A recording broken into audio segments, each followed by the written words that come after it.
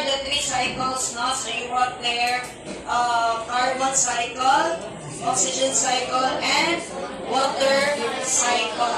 And I hope you read all the processes involved in every cycles. Now, the last performance task I will give you is by pair. So I will show you some example here.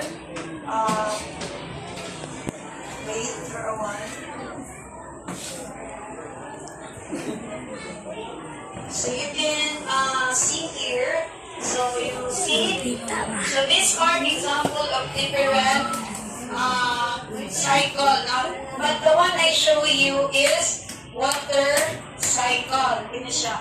Different diorama of water cycle. So as to the materials, I will give you freedom to choose. Am I clear? You choose any materials you can recycle as long as you present to me the diorama. Pili mo asa ato nga cycle. Water, carbon, oxygen. So these are some mga example lang sa water.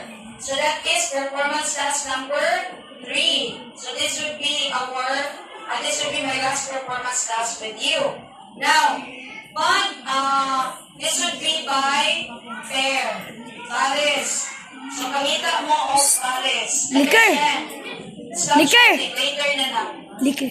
Deadline, pair ganyan. Say pair. Pares pa, pares. Kung ganahan ka, ikaw na usay, work on your own, okay ra. But by pair. Am I clear? Okay. When is the deadline Paris na now? punta. August 14. Paris na punta. Tingnan ko malawat ika 15, 16 because that will be ticket all na kayo nga ang term exam or periodical exam. Are you with me? Are you with me?